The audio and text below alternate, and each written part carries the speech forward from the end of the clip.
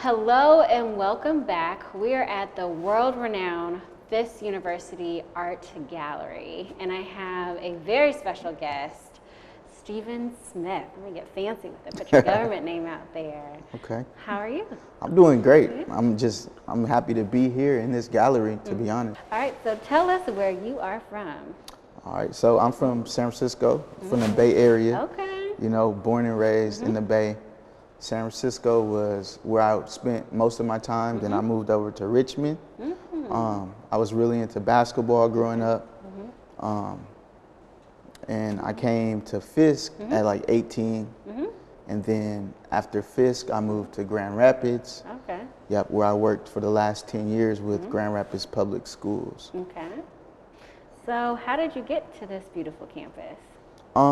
So I was a part of something called the Young Scholars Program, and that was like a enrichment program, and they made sure that we applied to as many HBCUs as we could, and then we would go on this huge tour, like spent a week at a HBCU in Virgin Islands, and then we went all the, like Howard. We came here. Fisk was actually my last choice. Really? Yeah. Like Virgin Islands, I mean, that's a tough competitor. Right, for real. But yeah, so. So how do you remember Fisk, and what is your most memorable part of it? I remember Fisk as a place that helped me grow into the man I am now. It was a place that cultivated who I was while giving me like room and capacity to grow into who I was gonna be. One of my favorite memories, I would say, is just that first week where we got to all bond together as a class, learn history, and kind of, you know, it was a process where you kind of get broken down and built back up. And I just remember I feel like I could feel the soul of our ancestors here, like, and it was life-changing. And I feel it still, like, coming back. Like, you instantly feel like you're home. Right. That's, yeah, exactly. So with going to Fisk and graduating, you went into the school system, is that correct? Yeah. So when I was here, I originally started as a computer science major, but it was some events that happened that caused me to look more into engaging with the youth, because the Bay Area, it was like super riddled with violence, and I was kind of like involved in it to some capacity, and it was affecting me, it was affecting my family, and I felt like I wanted to get into the minds of our youth to try to make some change. And so I decided that I was gonna go into psychology and study, because I played basketball here at Fisk, and you know, it was a secret. I don't know if it was a secret, but we all took psychology because our coach was a psychology teacher. Oh, I didn't know that. So I took one class and I was hooked, so I always took another class. And then there was like, you know, when I went to meet with my advisor, they was like, you know, you can do psychology and finish sooner because you took so many classes. Wow. And then when I decided I was gonna work with youth, then I was like, yeah, I'm gonna go into psychology. So how has it been working with youth, particularly? I would say even as a Black male in the education system. So, you know, it's challenging. One of the things I learned about was nihilism, and they say like nihilistic tendencies, like living on the edge. You'll find that in our youth. Like you'll see us making decisions that are like huge, risky decisions, like even just simple things like driving fast, taking risks with our money, and just putting it all because it comes from hopelessness and like feeling like you don't have as much to live for as other people. Wow. So working with them, dealing with that aspect of it, sometimes it's challenging, but I think I have figured out like a little method to provide hope, but it's not coming from me, it's coming from them. So I dig intrinsically inside of them to find out what is your purpose, what is your passion, where do they converge, and how can we get you on a path that you'll be living in that point of convergence. Wow. Has it been hard for youth to kind of adapt and get to know you I say sometimes with like a leadership perspective. I think I'm real big on breaking down barriers early, because I think they identify with me as soon as they see me, because I might have on some shoes that they got on or that they want, and they be like, hey, like, what's up? Oh, look at him, he got this. And it's like, really, that I do that just to break down barriers. So we connect early, or a lot of times you're into music or hooping. So I'm big into music. We have a music studio. And then, or I could take them on the court, you feel me, and get down with them. So that kind of makes it easier to connect. So from an impact perspective, do you have a favorite memory that you've impacted a youth? A favorite memory, I would say just getting to know a kid that people counted out, and then to see them years later. So, you know, I'm 10 years into education. So when I first started, some of my students was like 18. Some of my students was like, they were like from 14 to 18. Wow. So 10 years later, I got some of them are like adults. almost as old as I am. They're just, they're just 4 years younger than me. Wow. So to see them successful now, it's like, it blows my mind every time. So you are, as I have on my shirt, a very dope Black entrepreneur. Thank you. I appreciate So what that. got you into the entrepreneur space? I started early. So, in elementary school, I sold candy. In middle school, I was selling candy, but I would start finding ways that I could buy something cheaper and then sell it for more. And then through high school, I started like designing clothes, putting art on people's clothes, shoes, hats. And then like I did that in college also a little bit. And so it was in my blood. I guess it was in my blood. It was in my blood because my family, on my father's side, we had an NBA player in the family. So people were able to take investments and buy properties. Wow. Then on my mother's side, we had property all through the Bay Area. Through San Francisco, it was 3 or 4 beauty supplies, Black-owned beauty supplies in San Francisco was unheard of. Yeah, almost now still. Yep, and it's, the property is still in our family, and so it was in my blood. But in 2011, I started a photography company in Grand Rapids, and then it kind of spawned from a dream back when I was here at Fisk, and I lost my brothers to gun violence. So as I was saying about working with youth, I was like, I want to create a center where people can get some counseling, but then also invest into themselves through their passions. So I created a space that youth were able to do that.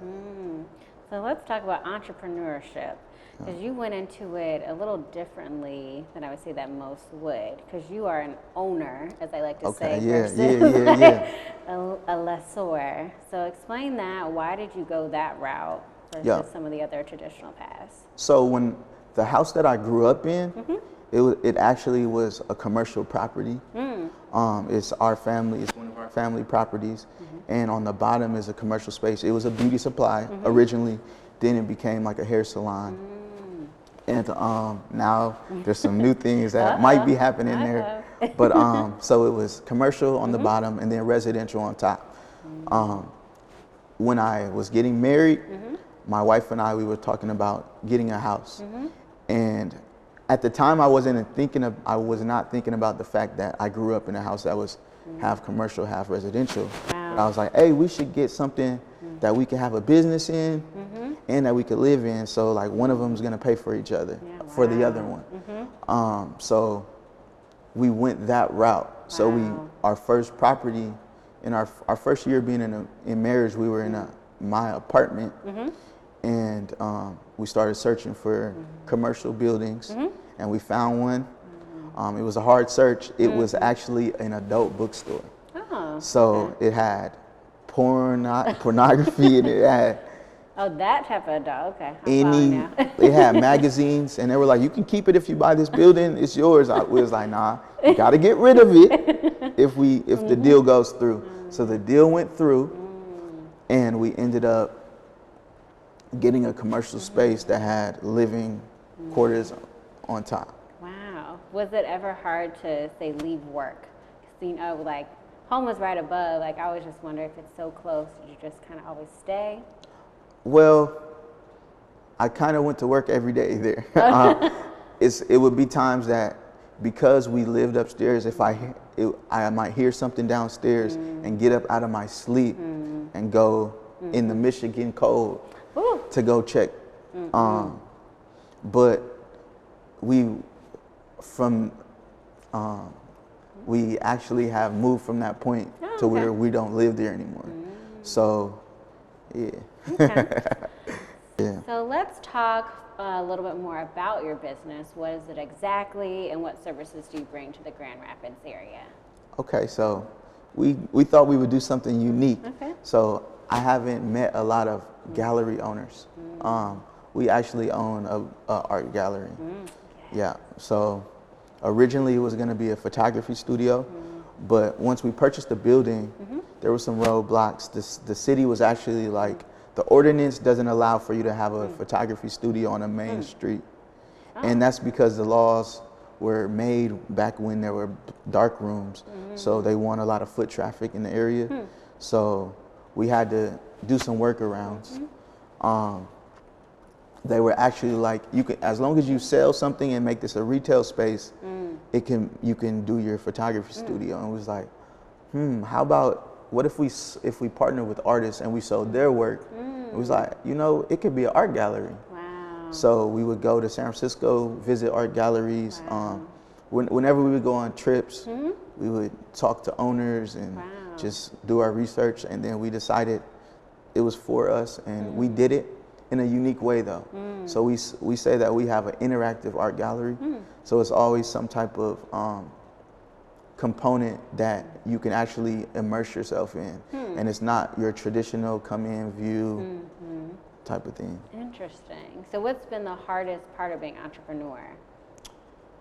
I would say one of the hardest things is managing work life, like balancing work and life, but also managing people in a sense, finding pieces to what you're trying to build. And I would also say, like, being like the owner of an event space has been challenging, because I feel like, I know myself personally, I'm learning how to take care of things. So a lot of times we run into customers that do not take care of what is ours. And when I say ours, I'm not saying it's just mine. I feel like our business is a community business. So we have to learn how to take care of what is ours.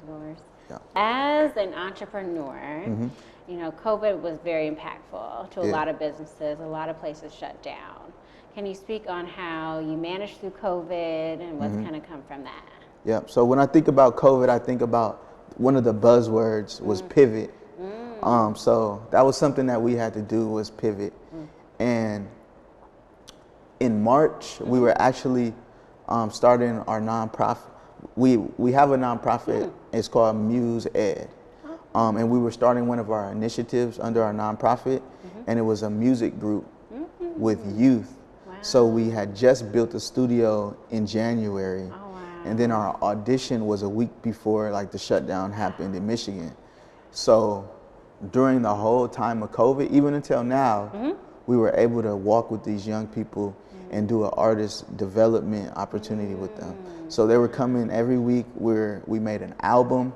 We had an exhibition, and it was like a social distance art exhibition. So in the studio, people came. They brought. It was a bring your own headphones event, and they brought headphones, and they would scan a picture that was put together by an artist, and they would listen to the music while they viewed the art. Wow.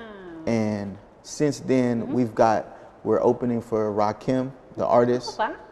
Okay. in April of 2021.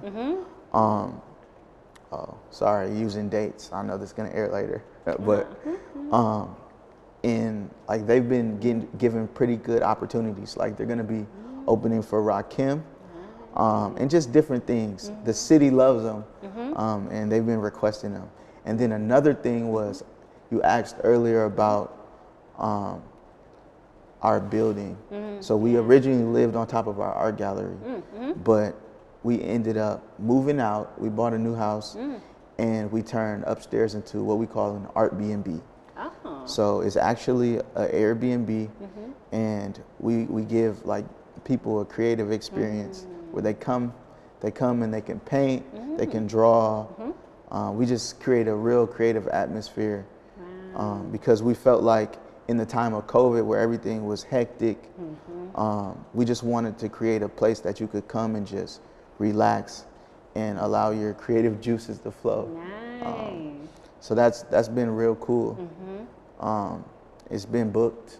We had like 98% Wow. occupancy. Through COVID, wow. Yeah. So it was amazing. Wow, so you learned truly to pivot in that in that scenario. Very nice. So as an entrepreneur, can you speak to some of the challenges of it? Yeah. So a lot of the challenges comes from profiling, or when it's people who's in power, they want to control some of the things that you're doing.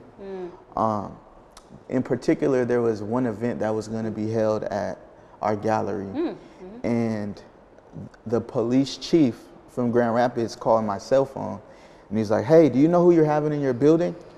There's somebody who's supposed to have an event. Our intel told us that they're going to be at your space tonight, and you do not need to have them. They're troublemakers. Something is bound to happen." Wow. And I was like, "Oh, thanks for the information." Called the person who is my friend. Wow. Someone who we personally be like, "Hey, you're gonna be the mayor of Grand Rapids one day." Wow. And I was like, "Hey, this was said. I'm not sure why, but they're urging us to say that we shouldn't have this event tonight. Do you see any reason why we shouldn't have the event? Because they said this." And he was like, "No." And then he called someone higher up and had the conversation, and we had to make a choice as a business to say, "Hey, I'm gonna rock with the person who I personally know, and I'm gonna go with his word." And he said we straight, so we straight. It's important because a lot of the businesses are scared out of doing business with our own people. Wow. Because it's like, why would you? Yeah, That's tough. I mean, I've been to multiple event spaces, and I can feel the bias and the uncomfortable feeling of when you're renting out a space. So wow. Yeah. So I commend you for providing that avenue for people that look like us. Yeah. Because But it has birthed some new ideas. My wife and I, we're like, okay, so how do we invest into a space that has a longer, a better way to manage wear and tear that bigger events put on a space? So we do operate an art gallery, and we don't want it to even get too sweaty and affect the art because of moisture and things like that. So we have been looking at some alternatives. So that's the what's next on the horizon. Part of it. I was like, anything else big? I was like, I know I personally have the beautiful crayon case. Oh yes, yes. So that's one new product. Do you have anything else coming out soon? So with that product, there's a coloring page that was designed by my wife, and I'm gonna say her team, and her team being our sons. Yeah. So she gets advised by them as she creates the products, and they get to test them out. But we're also having a book that will go with it. Yeah. Oh. So that's coming soon. Yes, that's coming. That's coming soon. Okay. And me saying it is making sure that we complete it. Yeah. So we've been in talks with artists about the covers, because with us the visual is really important. So that's amazing. Yeah. So from I say through your life of from California to Fisk to Grand Rapids and being an entrepreneur, what would you say to your younger self or to a young person in advice? The thing I would say is to be the person who you needed when you were younger. Because mentorship is like one of the fastest ways to success, and it's a way to see like some of the pitfalls that are there, and it's also fulfilling. So a lot of times the work that we do, it's hard to keep going when you feel like you don't have wins. So to be able to identify your wins through other people, like, oh, he's successful, cool, we won, we winning. So Wow, so that's what keeps you moving? yeah, that keeps me moving.